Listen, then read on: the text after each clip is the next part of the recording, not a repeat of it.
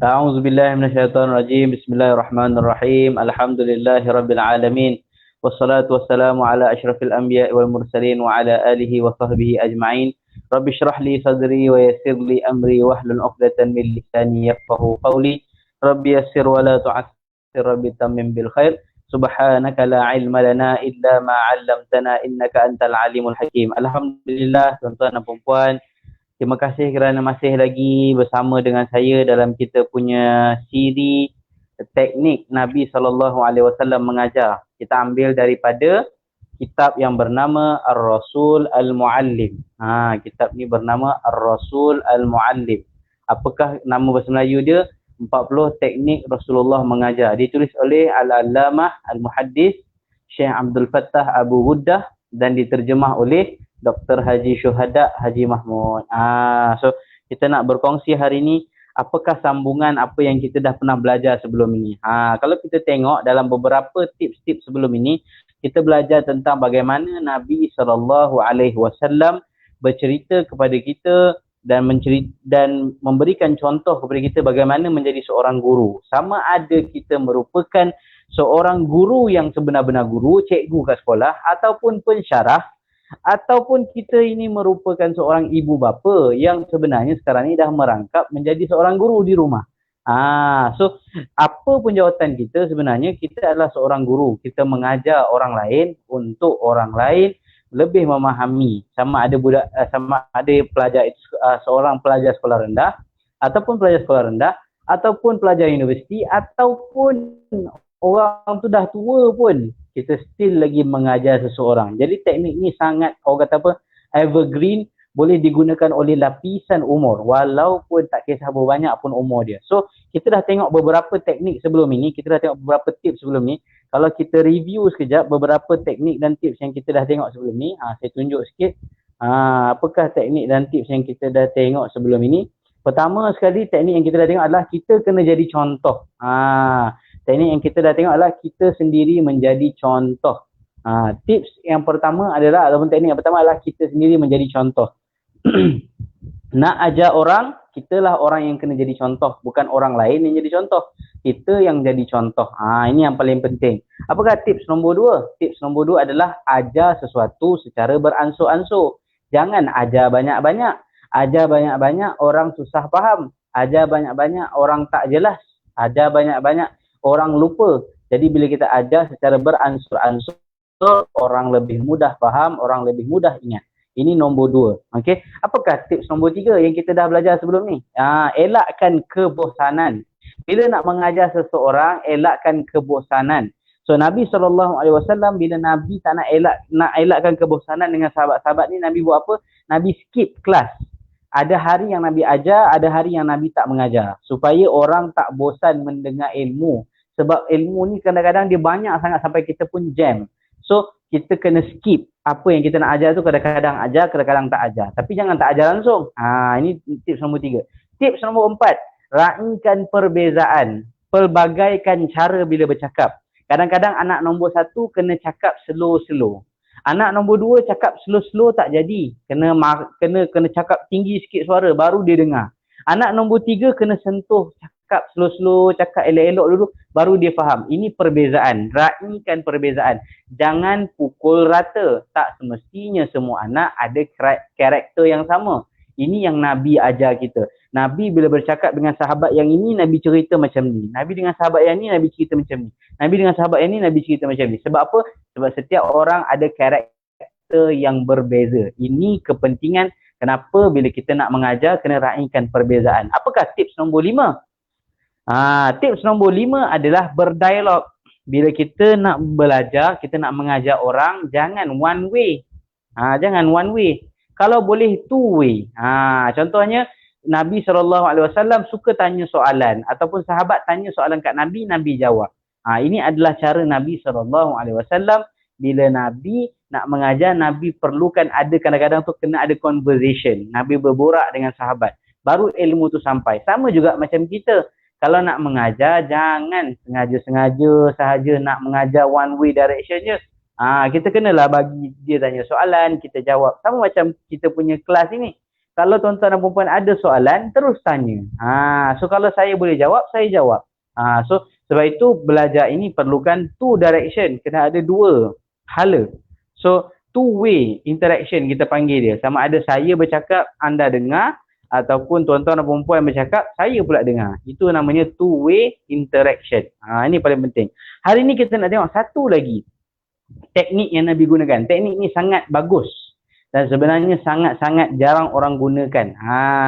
Ataupun kita gunakan dan kita tak perasan. Apakah teknik ini? Teknik ini dinamakan menimbulkan persoalan kepada orang. Teknik ini dinamakan apa? Menimbulkan persoalan kepada orang. Biar orang tertanya-tanya. Ini teknik yang Nabi ajar, iaitu timbulkan persoalan. Tengok muka saya, Ustaz. Menimbulkan persoalan. Tips nombor 6 tu perbualan. Salah tu, bukan perbualan. Tips nombor 6 ini adalah, saya tengok sekejap. Saya betul, Ustaz.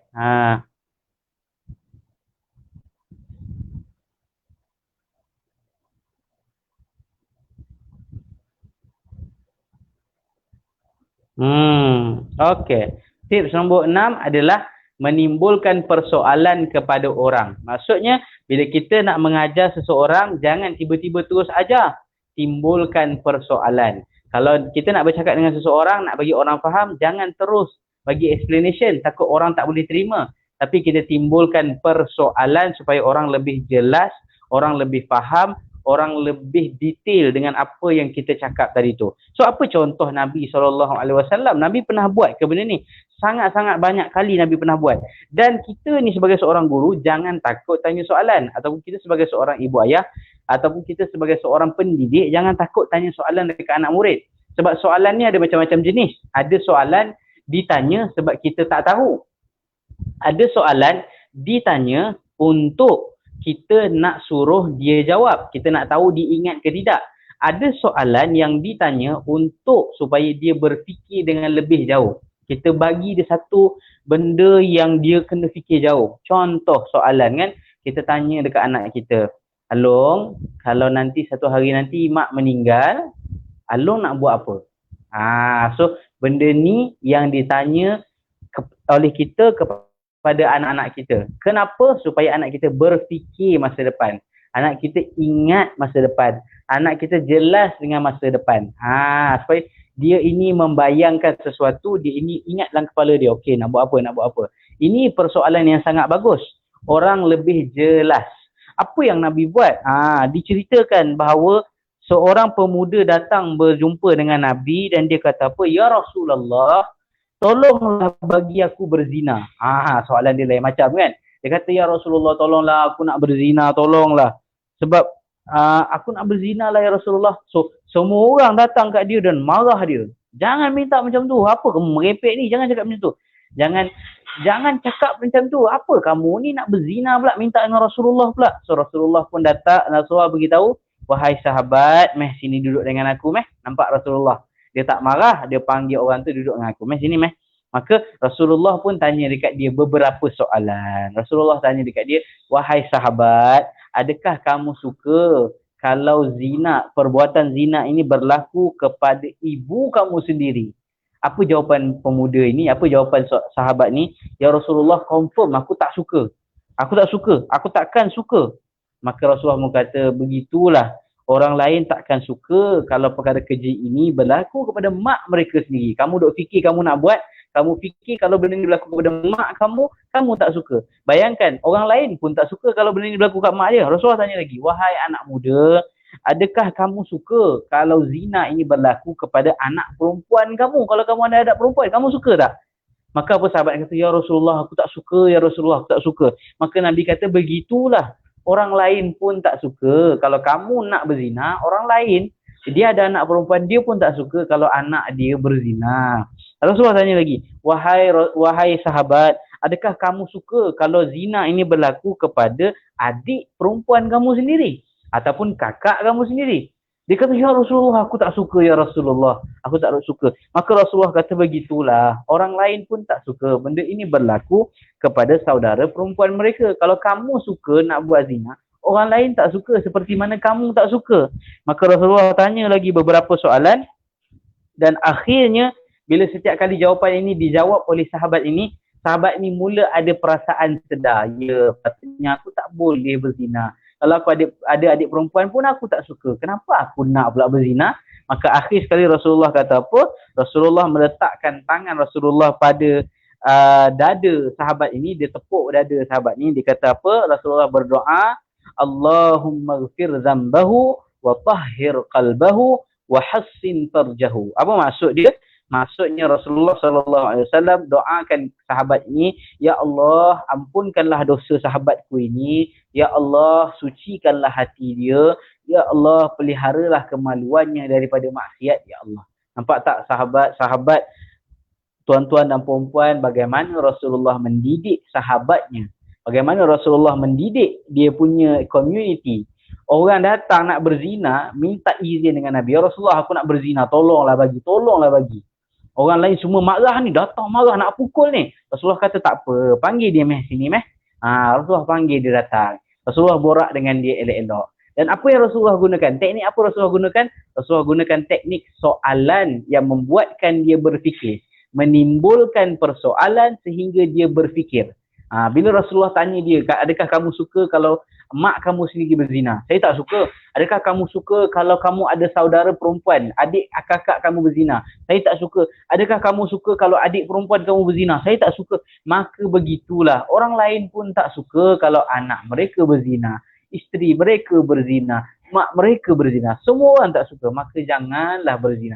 Itu maksud Nabi. Tapi Nabi tak cakap direct. Nabi tanya soalan. Sehingga sahabat ini faham dan sahabat ini jelas. Inilah antara hikmah Nabi SAW bila Nabi mengajar sahabat. Inilah teknik yang kita boleh guna kepada anak-anak kita. Kalau kita nak guna kepada anak kita, anak murid kita, kalau kita nak tanya dia persoalan supaya dia berfikir sesuatu lebih luar daripada kotak. Apa soalan yang kita nak tanya kepada dia? Macam-macam soalan kita boleh tanya supaya dia berfikir. Contohnya dia nak keluar. Ataupun dia nak buat satu benda yang mungkin akan merosakkan dia. Kita tanya dia soalan yang menyebabkan dia fikir.